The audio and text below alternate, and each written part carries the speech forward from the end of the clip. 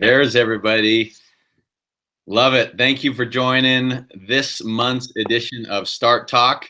I see everybody on the chat there. Thank you for joining isagenixlive.com. I see the chat just going nuts. Everybody calling in from or tuning in from, we got Oregon, Tennessee, tons from Australia, New Zealand, Kansas City, Ridgefield, Connecticut, Spokane, Washington. This thing is going ballistic. I know the hype and the energy for this Start Talk has been nuts.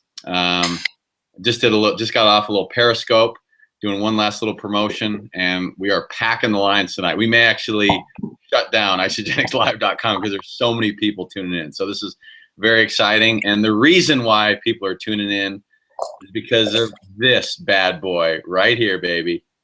Look, oh, are you filling up your? Are you doing a little amp power? Yeah, I am. I didn't realize you were going to pop. I didn't realize you were going to pop me up straight away. Ooh, he's got the amp power, fueling those biceps that all the ladies go nuts for in Isagenix. Let's be honest. I mean, we got to be honest. I mean, Benny, he's so deep, he's so profound. He's grown a massive Isagenix business, but he also is, I just always have to say it, the most eligible bachelor in Isagenix. And so I know there's a lot of excited ladies tuning in tonight from our, you love it. You love it. It's all good. We're going to be brother-in-laws. It's all good. Yeah. So I'm just watching all the people tune in. This is just okay. So let's get into thank you everybody who sent in basically all your questions on the Facebook page. We want to address kind of some of those topics. And the first thing we want to kind of address, and what I want to ask Ben is, I think your story is, I mean, you have one of the most powerful stories that I've ever heard. And it's really one that I think resonates with so many people because, 3 years ago, you came from a very tough situation, a tough place in your life. I mean, you were laying bricks on construction sites, doing something that was extremely hard labor. You were in just a tough situation that you weren't very passionate about it, obviously. I know you had days where you dreaded going to work, and you were you didn't really have the right mindset when you first got introduced to Isagenix. Like the person that you were when you were a bricklayer, when you first got started in Isagenix, I know you always kind of say that you weren't the person that you wanted to be to enable to attract the people that you wanted to attract into your Isagenix business. And personal growth was a huge part of your journey. So can you just kind of touch on, for everybody kind of listening, what that personal growth journey was like and how you spent so much time, hours and hours and hours, investing in yourself to really become the person that you wanted to become, to really get yourself with the right mindset, and to really become that person so you would attract people that you would want to, to have catch the vision and do an Isagenix business with. Yeah. Well, I mean, where I was at in that point in time, if I was already the person that I was meant to be to already have success, as you said, I would have already had success, right? So I obviously understood that there was things that I was going to have to learn and grow into, things I had to unlearn that weren't serving me any purpose, changing my mindset, changing the way I thought about things, because at the end of the day, how I thought, the way I was doing things wasn't working for me. So obviously something had to change. And with people, typically they don't want to acknowledge that they're the ones that need to change to be able to improve their lives. They want their external situation to change first before they change themselves. And we got to understand that that's never ever going to be the case. We have to take the responsibility on ourselves to understand that we are in complete control of whatever comes into our life, good or bad. And sometimes that's really, really hard for people to do. So, the personal development journey can be a tough one because it really forces you to take responsibility 100% for everything that goes on in your life. And that's tough because a lot of people are always looking to, it's a hard thing to do, is to acknowledge in yourself that you need improvement, or that stuff isn't going right for you because it's down to you. We'd rather play, a lot of the time human beings want to play the victim. And for a very, very long time, I played the victim, and I got sick of playing the victim. Then I took responsibility and I wanted to choose to be empowered. You know, with the personal development and the growth, you know, I did 3 years worth of bricklaying to learn something that I hated to do, that set me into a really dark spiral that didn't light me up. I was quite comfortable to go and learn bricklaying for 3 years, tough it out, to go into something that I didn't like. So I was more than comfortable to commit 5 years to this process. And, you know, people came in, you know, before me, after me, and were earning far more money than I was, you know, making for the first 14 months. But because I had a commitment to the process, and people got to understand that it's a process. Like the things, the way that you think, the way that you feel doesn't happen overnight. It comes with practice. You practice the thought long enough to have it become a belief, and then that's transpired into what becomes your life. So if we're going to be able to change that, we have to understand that that's going to take time and it's going to take a commitment. And that was the thing for me, is I just simply understood that. And I think some people, when they come into this, don't quite understand exactly the sort of commitment that is needed, because if you really want to change your belief system, if you really want to change the way that your life's going to go, it's going to come from the fact that your thoughts, your beliefs are going to change, but that needs to come with time. It is never going to happen in 3 months, because as long as it's taken people to feel how they feel about themselves, or feel about what they're doing, or where they're at as far as the personal development growth, right? It's taken time for them to get there. It's taken years of a thought that they've chosen to then transpire into a major thought to become their beliefs. So understanding that it's going to take time to be able to unravel that and strip that away. It's not going to happen with a thought. People aren't going to hear what we say on this call and hear it once, and okay, now it's automatically the way that you think, and that's your belief. It has to be something that you practice over and over and over and over again till it does become your belief, just like it was how you transpired and became who you are at this point in time due to your belief system. It's not an easy journey. And I mean, all I did was I committed. I had great people around me. I was a sponge.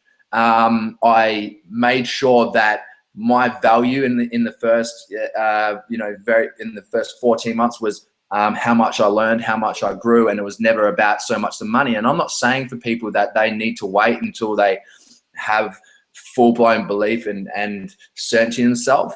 That was just that wasn't strategical. That was just the amount of time that I wasted on just simply not taking the action.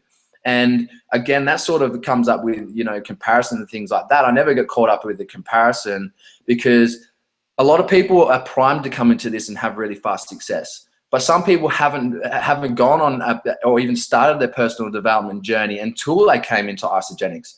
And I was one of those people. So I understood that, you know, I was going to have to take time and commitment, but I was committed to that. And I was happy to learn and grow and get to events and everything like that. And eventually brought to the surface, and I started sharing.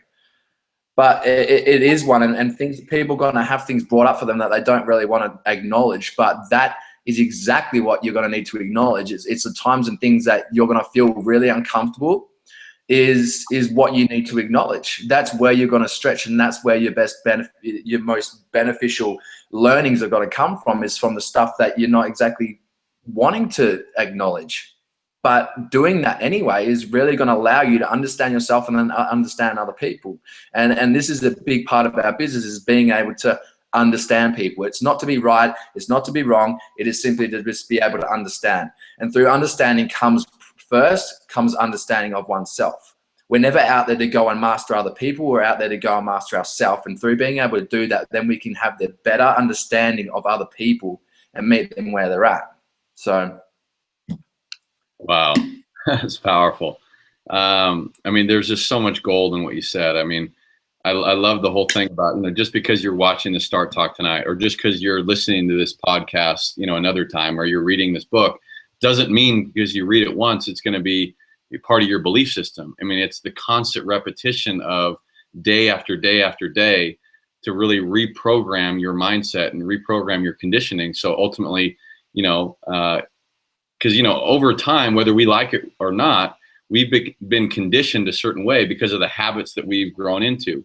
And so, you know, really kind of rebuilding those habits towards ones that you're talking about, personal growth, getting uncomfortable.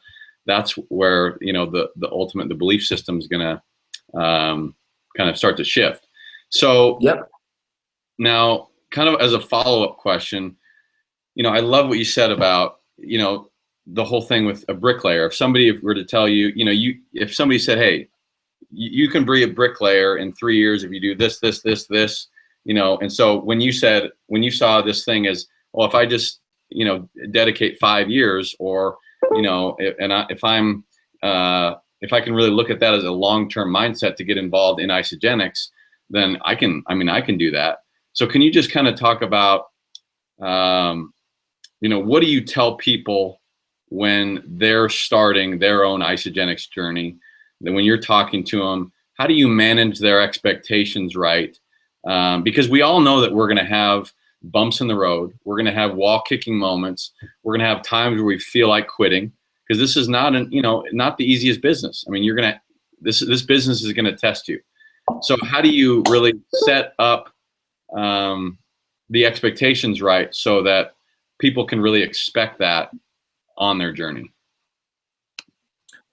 Well, I mean, it's always getting to a point where they emotionally have the end in mind. I mean, the only reason and the only outcome that they want from what we do, just like anything else in life that they want, is because it's not so much what happens externally, it's the emotion that's going to be caused by gaining that.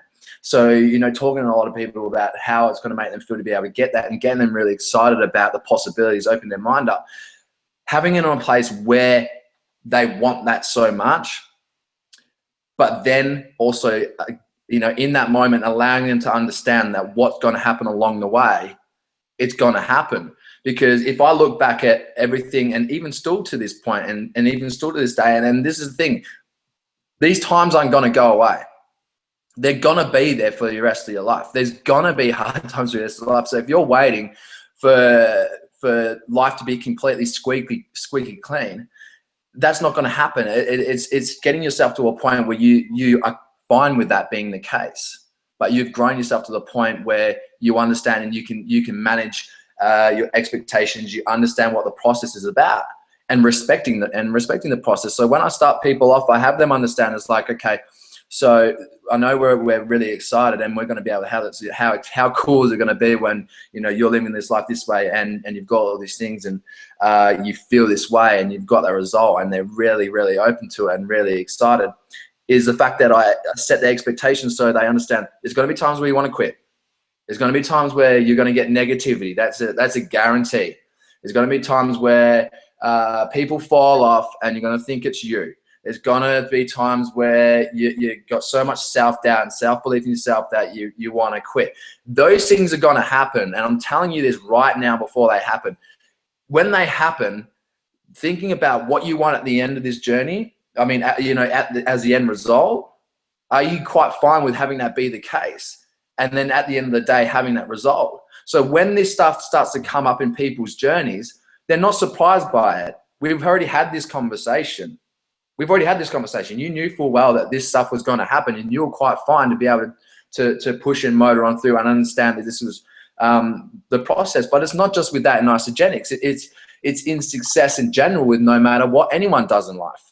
It's not just this. It's just a trait that people need to understand and value, is the fact that no matter what you want to do in life, regardless of if it's anything to do with you want to have success in something, there's gonna be hard times. Don't stop trying to avoid that. That's part of the process. It's just depending on what those hard times mean for you. Because you could be going through the exact same things that I'm going through, except my perspective allows me to move forward, where people's perspective allows them to stop, because they create a story around what it means to them. It's part of the process. It is just 100% a part of the process, and will be that for the rest of their life. Otherwise, everyone would, you know, have success. You know, typically if I said to someone, look, let's just say you slipped into a coma and you woke up and you had the life of your dreams, and you didn't see the process the whole way through, and then someone told you exactly what happened, all the haters, all the times where you got shot down, all the times that you wanted to quit, all those things, but those things happened and you still got there, I dare say that people would be like, oh, that's really cool. That's a cool story that I did that, but they're not willing to do it during the journey. They want the end outcome, but they don't want to have that be the case during the journey. They want to skip all that and get to there. But guess what? That's not coming, because those times are going to happen. And the real test of your fortitude is the fact that you want it bad enough. And it's so important to set people's expectations up right from the very beginning, to understand that, you know what, this is the best thing in the world that is going to get you to where you want to get to. But these are things that are going to happen. And it's not just with this, it's just in life in general. Right? It's not just with Isagenix. It's not just with network marketing. It's in life in general. So it's setting people's expectations up for life, not just with Isagenix. It just so happens that Isagenix is the thing that's going to be able, is the way that they want to have their success. Yeah, I think managing expectations is, the number one thing that is our responsibility, because we see so many people when they first start having a little bit of adversity, or they have that wall kicking moment, they're their first kind of person that doesn't believe in them come in, they start facing that adversity. And if they're not set up the right way, that could really affect them and really cause them to maybe give up. But if we're laying the foundation in the beginning, right when they're starting, so they can expect all that stuff, I think that is so critical. So thank you for sharing that. One thing I wanted to talk about was, we talk about haters, and I know that you talked about this at the breakout session that we did at Celebration, and I want you to kind of touch on it again, because it was so powerful what you were talking about in that session. One, how do you handle people who are negative or are maybe saying some mean things about you because you're doing Isagenix, or they're just not believing in you, or they're saying, oh, this is one of those things, or whatever? How did you kind of deal with that? And how do you, I guess, kind of put the blinders on and really manage your environment so that you can really set up an environment that ultimately serves you? Yeah. I mean, in the beginning, I didn't have the same sort of perspective as I have now. So I'd be the type of person where, someone would have someone comment on their post, and they'd message me, and they'll bring me in to go and have this big, long newsfeed worth of giving these people lessons. And as much as I never lost an argument, that's what I thought. I never lost well, I mean, I did lose arguments, because no one wins in arguments. No one's won a single argument in the history of the world because me making someone feel smaller or making them feel like they don't know as much as what they think. There's no winner in that. I don't win out. My energy and my soul doesn't win out from proving people wrong. But at that point in time, I took things extremely personally because I didn't really understand people. And that's when I go back to talking about we have to work to understand why we do things and what our motives are. Because when I was back bricklaying and I didn't have a lot of the things, and I had a lot of lack and I didn't want to acknowledge them, I basically expressed it in a way where I blame the external. And most of the time the external is other human beings. So that's what people are going to do. And I understood that it was never so much the fact that I wanted to hurt people, the manner that I said things to them, or anyone else does. And human beings, and I spoke about this, everyone thinks people's main priority when they take negative action against someone is to hurt them. That is never the case. It is 100% every single time the motive is they want to feel better about something. You just so happen to be the outlet. You're just the outlet, right? You need to take yourself out of the situation and not have it be so personal. What if you were just what if you're just a bystander? What if you're just an onlooker at what the situation was, and instead of being inside of it? Because a lot of people are sitting inside the situations as it being them, rather than just watching the situation as a separate entity, and acknowledging that this person is just having an uncomfortable time acknowledging things that they don't want to acknowledge, and they're expressing it in a manner that signifies negativity, when really it's just because there's something that they want to feel better in themselves primarily, right? So what we do, we're agitators. Positive people, people that are having success, people that are thinking, thinking differently, we're agitators, right? And as much as that's why people get agitated by us, because we're agitators. We're opening people's mind. We're forcing them to acknowledge things, and people don't want to do that. So we're basically the light, right? And when people don't want to be forced to look at themselves, they want to turn the light off.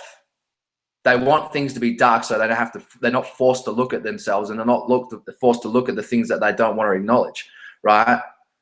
We are just the light, and Peter talks about it, and a lot of people talk about we are the light. We literally are, because we're shining a light on things that people, people don't want to acknowledge in themselves, or they don't want to see. And the best way of not wanting to do that, because that makes them uncomfortable, is to go turn the lights off, and they'll just go and try and turn our lights off, right? Mm-hmm. That's, to me, it's not going to happen. And typically those people, I mean, they're never going to go and have success with that sort of mindset, because they're going to be scared of people exactly like themselves. They're going to be scared of the people exactly like themselves trying to shoot people down. The reason why they won't go after success and they're going to try and shoot you down is because they're scared to go and step out into their own light, because they're scared of people exactly like themselves shooting you down, right? Yeah. That's why they won't. But as much as it's about, understanding themselves and why they do it, it's more about us. What does it mean when people are saying negative stuff about us or shooting us down? What does it mean to us? We can never place the emphasis again on the event or what anyone says, because no event or nothing anyone says carries any meaning until we give it one. Until we give anything a meaning, it means nothing. So if you're choosing to give the whatever events that are happening that you decide are negative, then it's going to make you feel bad, right? Yeah. You're in complete control. So if those things are happening and you're feeling bad about them, is because you're choosing to give it a meaning that allows you to feel bad about them. What if there was a completely different meaning that allowed you to feel great, right? What does it mean to you? So what do these occurrences mean to you? And typically people will say, well, it's personal, it's about me. And that again stems back to the fact that you may be attached to your reputation, where that's something that needs to go out the window if you want to have success in this business or in success in general in life. Is you cannot be attached to your reputation. That needs to be left at the door. You need to be able to function from a place where you care honestly about people more than you care about your reputation. Once you do that, you won't be blinded so much about the negativity and the haters and anything like that. What story are you creating around it? Are you like, well, this is going to stop me from succeeding. This person doesn't want to do it, so I'm not going to be able to find people. There's a lot of negativity. I'm starting to self-doubt myself and all these kind of things. Sure, you're going to feel that way if that's the story. What if the story was just like, this is just part and parcel of the process, and when I have success, this is going to give me huge value about when I talk about my success. I get to talk about the times where they were hard, but I got to manage them in a way where I was proud to be able to talk about them now. When those things start to come up and you were to write a book about your life, how would you like to be able to write about it? Would you want to write about it? Oh, I got so down on myself and it really stopped me and it halted me and I had success and I went back to the normal life and I was defeated. Or do you want to say, or you want to talk about a way where you can be proud of it and it can be inspirational? Choose. You've got the choice. Don't choose the one that serves you no purpose. It doesn't make any sense for people to be that self-harming that they choose things that no one dictates how you feel. You are always the one that's going to dictate how you feel. So the negativity is only negativity if you choose to have it be the case. Well, I mean, that's just me anyway, but I mean. Yeah, I mean, what, like you said, I mean, and by the way, the chat right now on Isagenix Live is just blowing up. Just because you just keep dropping so much gold here. It's awesome. But yeah, I mean, nothing has any meaning until we give it a meaning. And I think that's just such a powerful point. And so like when you kind of put those blinders on and you're, because so many times on Facebook or you just see, people will get some adversity thrown at them, like a post saying, hey, somebody just said this to me. What do I do? And you see people get into that argument. Well, you need to, tell them this or that or this. And so you're basically saying just kind of stay away from that stuff. Don't even give that stuff any energy at all. because I'm sure you've had stuff on Facebook that's come at you, or texts come at you that, aren't, people are kind of throwing some negativity at you, and you're just kind of totally removing yourself from it. Yeah. I mean, I rarely get it anymore, and people would probably think that the people that have had success would get even more of it. But I feel as though the more you push on and the more you show that you're unwavered by people's opinions, they start to get tired they know that they can't break you down after a while, and they stop. But the other thing is for a long time, I set out to go and find things and actually search for things about what people were saying, or people that I thought were negative, and go and look at their walls to check up on whether or not they were saying bad things. And that's just insane. It's like, why would I do that to myself? Does that put me in a good position to take action? No. So one of the things that I got good at was, just choosing not to go and look at that stuff, and just putting the blinders on, being focused on what I was doing and eliminating that. And that's sometimes can be hard on Facebook, but and social media. So if you need to, some people on my Facebook are my friends, but I've just chose to unfollow them. So I can't see what they're doing. If I really decided that I wanted to go see what they're doing, I could click on the thing, but I haven't. There's people there that I know probably are negative to what I do, but I have no idea if they are or not. Do you think that puts me in a better position to be able to take action more consistently? Or do you think me going and seeing that is going to increase my ability to want to take action? It's not. Human beings really want and have this massive urge to need to know and understand everything. And if we don't understand everything, we're gonna choose a meaning that means for ourselves, and that's when we make assumptions, right? So you wanting to go and know what everyone is thinking and saying and doing is not going to help you. Like I've gotten rid of people that I'm not saying that you have to do this, but I've just been so strict on the fact that I wanted to manage my environment so well. I didn't give it a second thought, and I just got people out of my environment that weren't serving me a purpose, because they're not serving the people in my life any purpose, but I'm not serving my purpose, because my purpose is to serve the people in my life. Right. So again, it's more greater than myself to be able to not have to buy into that. What's more important, keeping a few people in my life that aren't serving me and the people around me any purpose, or just eliminating that and really managing my environment? Like, my social media is awesome. All I see is complete positive stuff. None of my stuff gets any negative raps, and I don't see any other stuff. There's nothing in my eyes. It's just complete bliss and positivity of what we're doing, and it's all just Isagenix.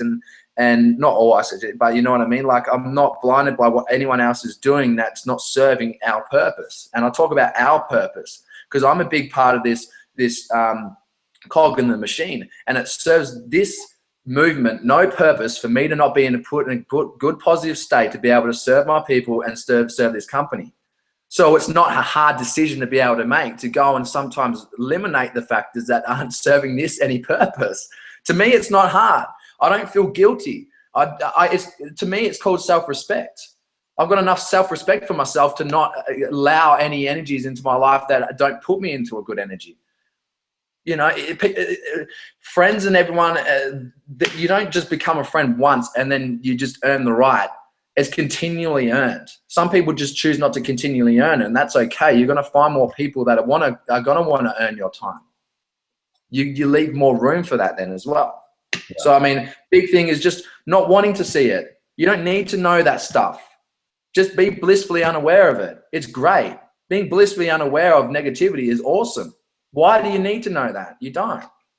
Well, yeah. I don't anyway. Up to you. But I don't need it. That's awesome. That's powerful stuff. People are mind blown on the chat right now. We got just hundreds and hundreds of people, and they're just excited. So thank you for that. Wanted to move on to, I know we kind of talked about, the whole mindset of never quitting, but there's people, comparison is such a thing that can really steal a lot of our, the good feelings that come with Isagenix. We see people climb through the ranks in Isagenix, and it's easy to compare ourselves. Why is that person doing that and I'm not doing that? And so, can you just kind of talk about, we may have people listening in right now or watching that are making $100 a month which is awesome, but they feel like they're failing. Or there's some person that's, earning $10,000 a month and they feel like they're failing because they want to go faster. Can you just kind of talk about the importance of never quitting regardless of where in the journey you are, and why every single part of the journey is just part of it and it's awesome? You just need to trust in the process. And this is the thing, you can't have fear of not succeeding if you trust in the process. It's the same with relationships. You can't have a fear of your partner doing anything wrong to you if you have complete trust. It's the same in this business. If you have complete trust with the process, you can't have a fear of things not working out. I only made $100 in my first 14 months, but to me, that was great. I mean, I had hope. This still had given me hope. And if I decided to leave it, then what else was I going to do? I'm going to have to resign to the fact that I'm going to have to go back to doing what I was doing. But at least the fact that I knew that I was a part of this gave me hope, So, and that's right. I mean, there have been times where I have, done quite well and then still seem to lack a sense of fulfillment. And again, that was because I fell into the trap of how I used to think when I was back bricklaying, was the fact that I created value in humans and in myself, in the fact that we are what we earn, how we look, what we do, how much we make, our reputation. And I said to myself, well, you are these things. And the minute that you decide that you are those things rather than you just am, is the moment where you open yourself for so much more heartache, no matter how much success that you have. And a lot of people think that they gain happiness when they get the result. That's not how it works, right? You become happy now where you're at, and then that's where the win is.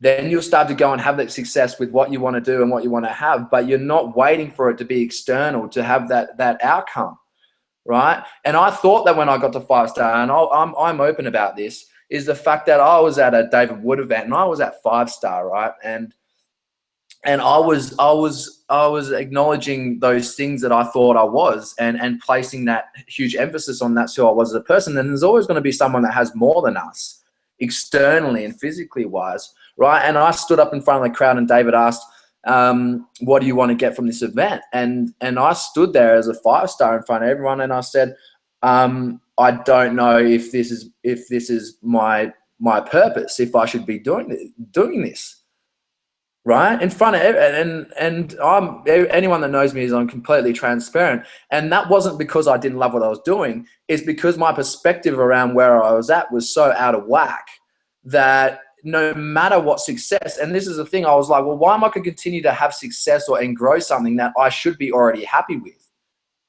And that had nothing to do with the company or anything. That had everything to do with myself and where I was at with my personal development.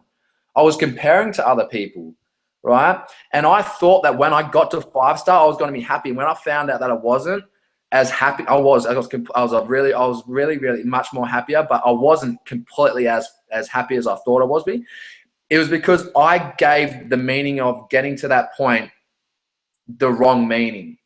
And it was because I said that it was going to be me and all these things. And when I did gain that, there was more people that had more than me. And I said, well, that lowered my value down. And what people have got to understand is you could be the second wealthiest guy in the whole world, and there's one more guy more wealthy than you, and you could feel like you have nothing.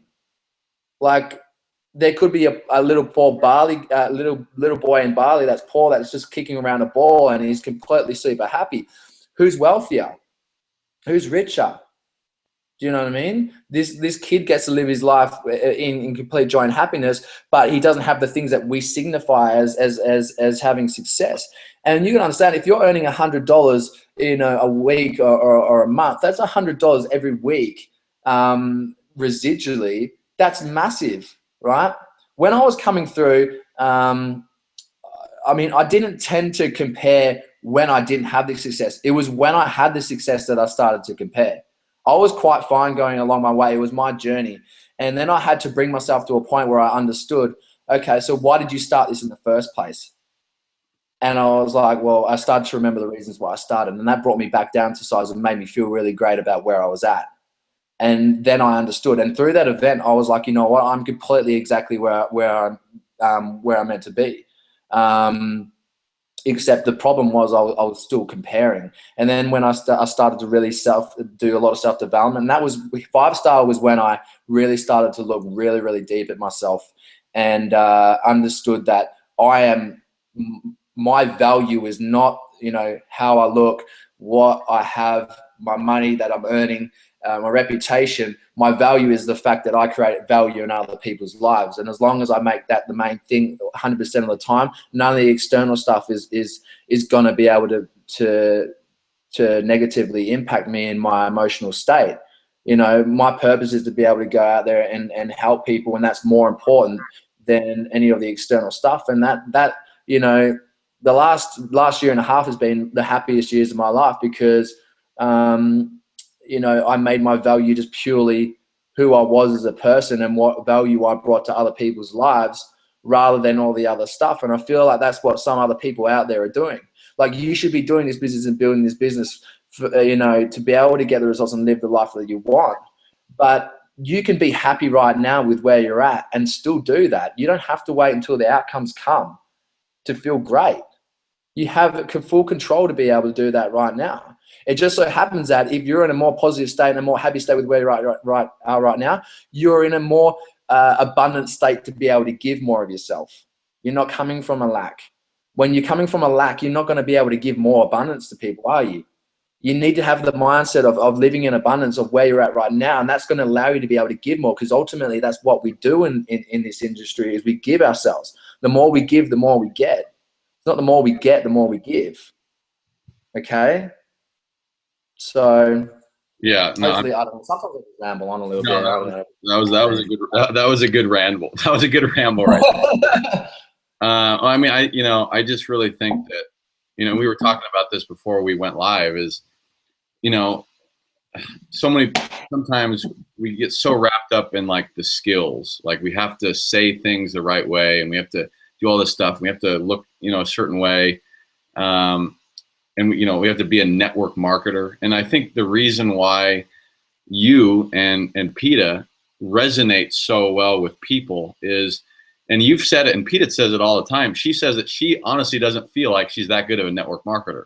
But I think what she is phenomenal at, and what you're phenomenal at, as you said before we went live here, is you're just like a person. You're a human being that wants to add so much value to people's lives, because you are coming from a place of abundance, because you've really invested in yourself on being happy before, you know, you start getting all this stuff, and people pick up on that, and you just want to add so much value to people, and you're really interested in people. And I think that that's something that I know I always learn from you and also PETA. And I think that that's why your message and your story resonates with a lot of people. Yeah, I mean, that's the really important thing about the personal development. The more you go to work on yourself, the more better you can understand yourself, the more better you can understand people and be able to really, you know, help them and create value in their life. It just so happens that we do it in a manner that's network marketing, because we found that this is the best way. This is what fits with our morals and with our level of integrity. We think it's the perfect storm to be able to go and have huge impact. But at the end of the day, primarily what we are is we're good people more than we are good network marketers. Yeah. We've worked hard to go and create value into people's lives first and foremost. And, you know, you're never really going to hear me, you know, teach too many network marketing skill things at events, because we have so many people that are great network marketers. I mean, I always really focus on how do I put people in a good place right now to be able to take action, and what drives me is like, how can I get people's mindset right and have them feeling great with where they're at right now, where they're going, and during the process, and just link people in with the people that do know how to do this network marketing game right. You know, I'm not the best. I'm nowhere. and I said to you before, it's like I'm not going to be on my death. I'm not going to be at my funeral and people are going to say, you know, Ben was a great network marketer. That's not something that's going to be remembered. It's going to be Ben, had, he looked after the people around him. He created value in people's lives. He made people feel good. He had, the utmost respect for people, function with a high level of integrity and all those sorts of things. And, I'm doing my best to get better at network marketing, but I mean, myself and my sister have really kind of just failed our way forward with this, and we still do. There's so many times where we're like, well, that wasn't really that great, geez, I need to brush up on that skill, so we're still learning and growing, but as far as being network marketing professionals. And the great thing is you can have that sort of level of success without necessarily being the best. Obviously the skills really, really, really do help, and I've attained a certain amount of level of skills, but by no means do I think that I'm one of the best network marketers. I do feel like I'm great at providing value into people's lives, and most people would agree. Well, I'd hard to find anyone that would disagree with the fact that they think Peta was not the same. With the level of impact that she has, you look at what she does. She creates so much value in people's lives inside and outside of network marketing, it just so happens that we really, really feel passionately about this, because this has given us the avenue to be able to have that impact. This is what's given us this ability. This is what's given us the ability to retire our mum, and that means everything to us. You know what I mean? So it's getting out of your head. A lot of times you just got to be a good person to people. It's getting out of your head, and stop waiting to get really, really good at being a network marketer and waiting to take action. Just take the action. You will learn the lessons along the way through the action. Just take it. Don't be afraid to be terrible, right? I'm still not great now, but at least I take the action. The outcomes of taking the action. The results aren't the outcomes. The minute you take the action, that's your result. That's great. That's the win there. Anything past that, you've already got the outcome. Just taking the action and just not waiting to get prepared like I did. I wasted 14 months. I could have been taking action and learning much bigger lessons through just taking action and not waiting to be good, So that's one thing that I tell myself in the past is just take action now. You may not have the belief in yourself. You may not have feel like you have the skills. You may not feel like you're competent enough yet, but just do it. Just do it and learn from it and embrace it and grow and love it and grow it. That's really what I'd say to myself back 14 months ago, in the first, when I first started, is just to go and take that action. Stop getting ready to get ready and needing to really feel like you have the skills. Just go and take the action, So yeah, obviously go and learn the skills. I mean, the skills are, they're paramount. Like, you need to know how to do this. This is a profession. Like, you got to know how to build this as a profession. I mean, I'm just saying, as to me, there's so many big people out there that are far better network marketers. I just seem to found a good place just by helping people. Yeah, well, I think that what you touched on, by taking the action, you're going to learn the skills. You can't ever learn the skills by never taking action. And so, yeah, we all may be terrible when we first start, but because we're consistently taking action, we're going to continue to get better, build that muscle. And then, I've just always thought that it's by failing forward, as you said, and taking action, it's not about the end result. It's about the person that we ultimately become by taking consistent action and failing forward. That is so much more valuable than the end result of the stars and the rank and all that stuff. So, I was terrible all the way to 7-star. Yeah. Like, can you guys get comfortable with being terrible all the way to max out or to wherever you want to be? Because you can, you know what I mean? Yeah. Be terrible all the way to 7-star because I did that. So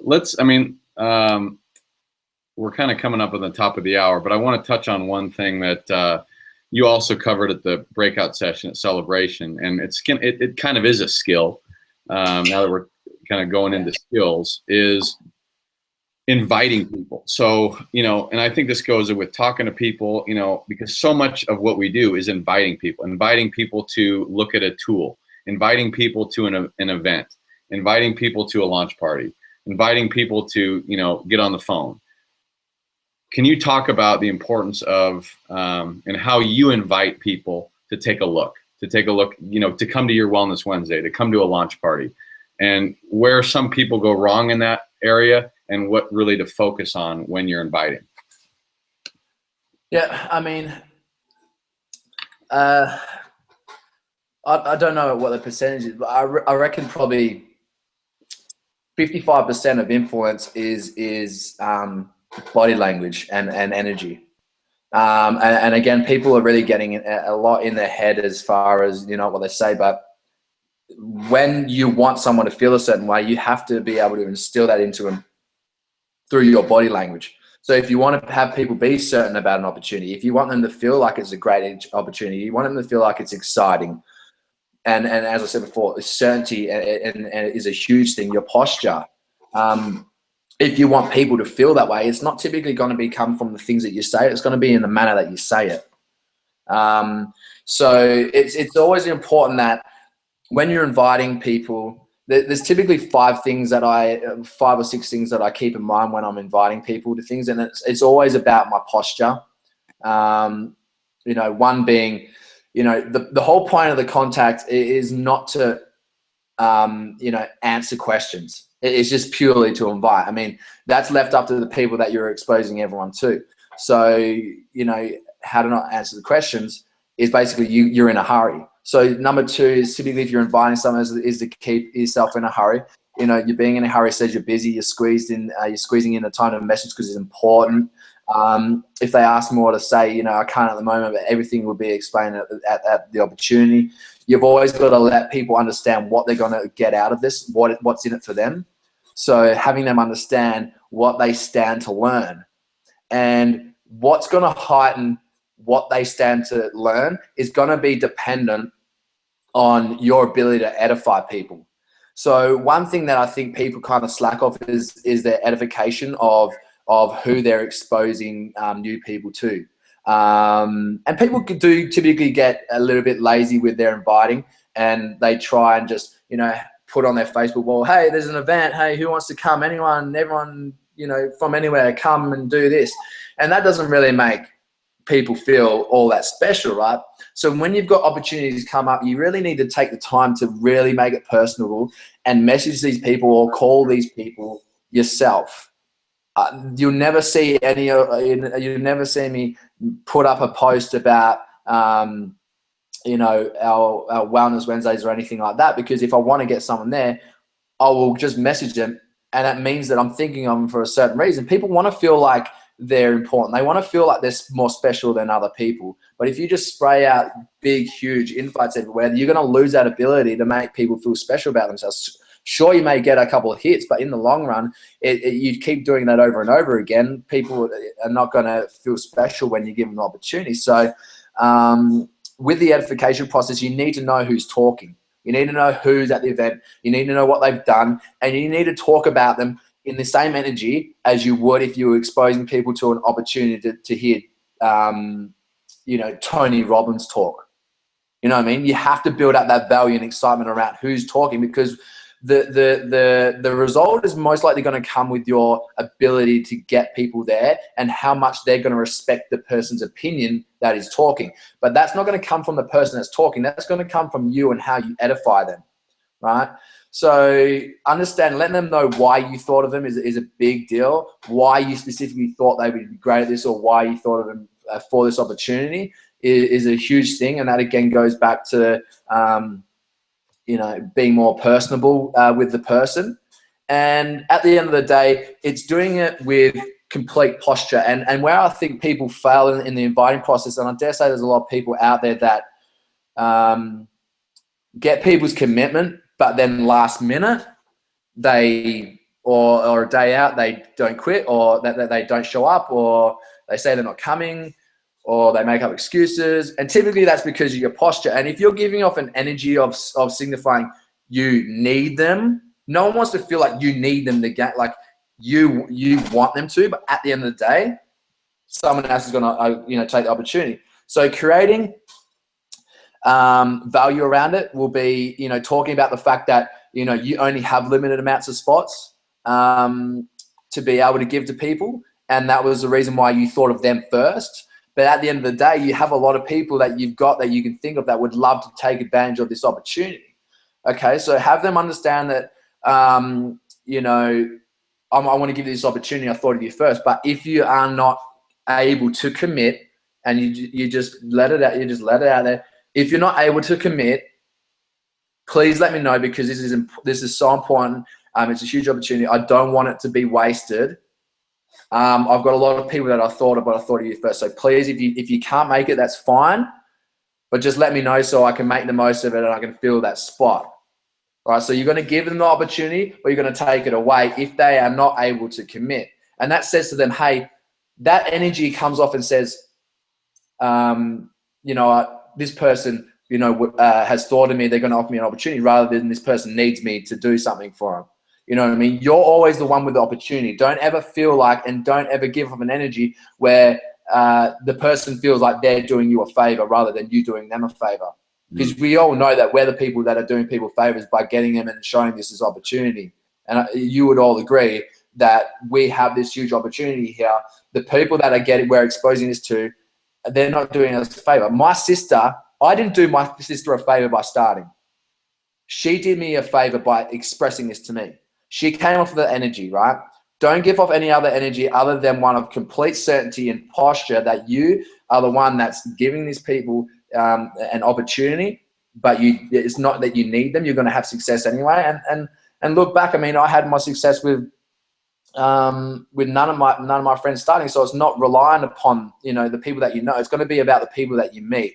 So just always make sure that you're functioning on a place of complete posture and certainty and passion and excitement, because that's what's going to instill into people the same sort of emotion, right? And you're going to be able to have more people commit to getting onto webinars, onto calls, to events by the energy that you're expressing it to, and just following those simple sort of guidelines as to why and what and how and when, and the person that's talking to, as far as expressing this opportunity.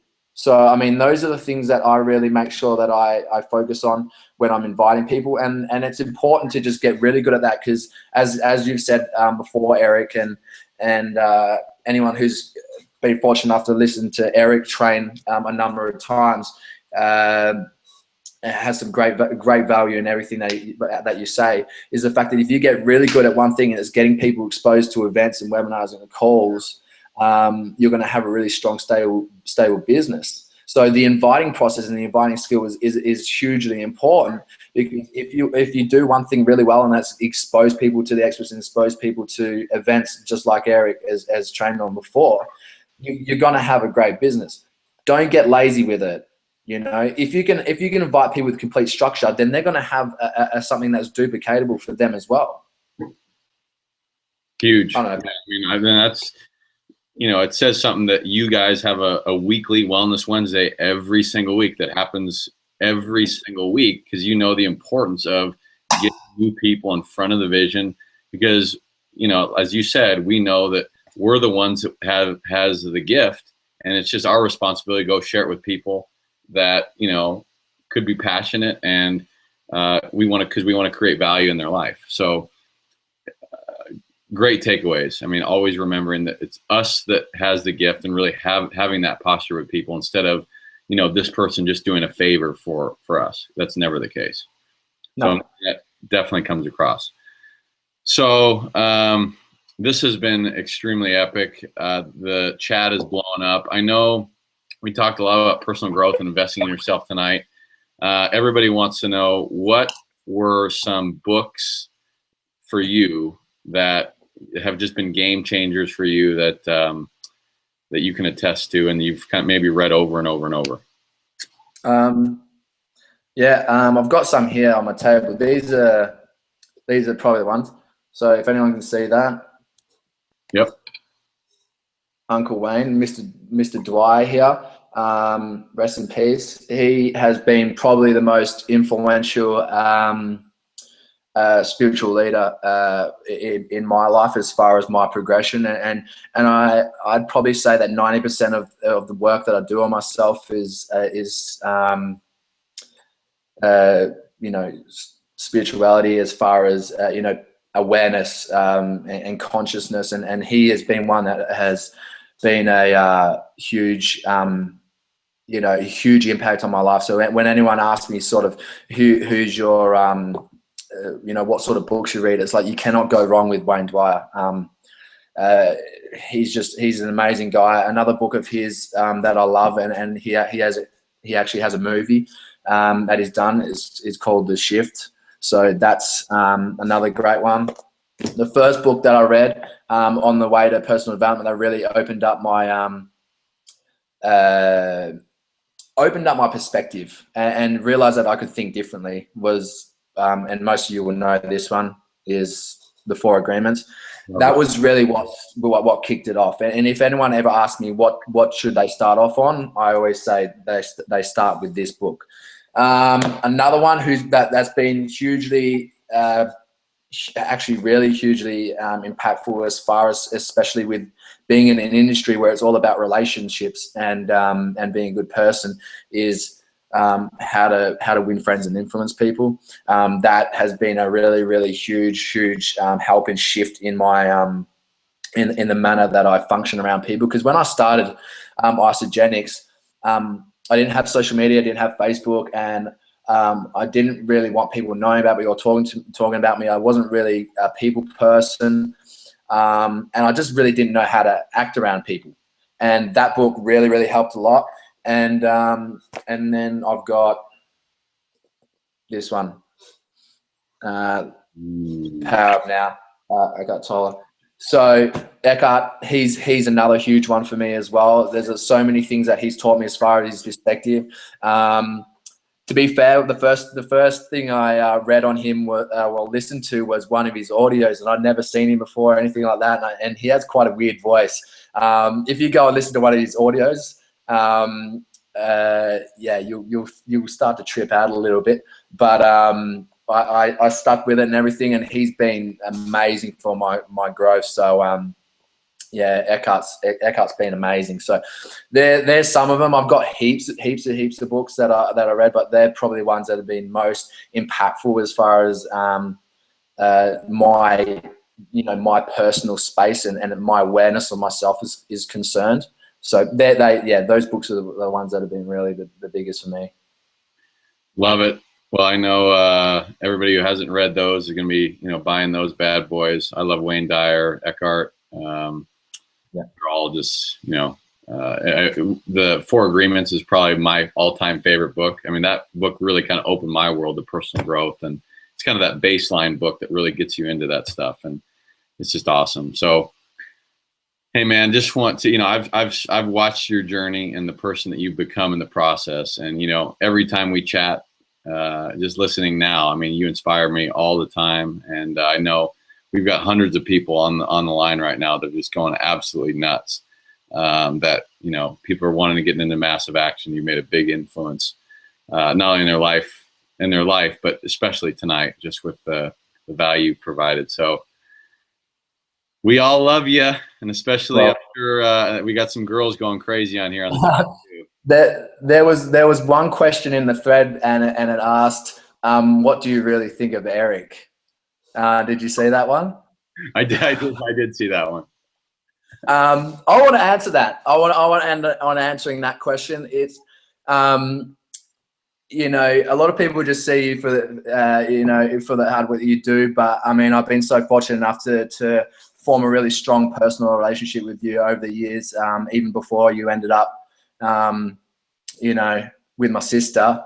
That whole deal of ending up with my sister, which I'm completely fine with, is the fact that you, without the doubt, are the most humble, respectful, giving, hardworking person that I've ever come across in my whole life.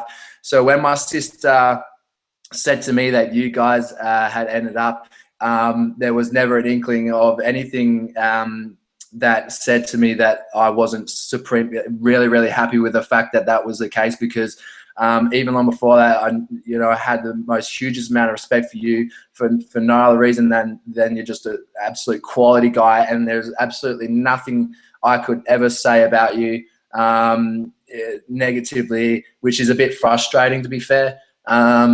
Is the fact that I can't pick up on anything that I could ever say bad about you. You are,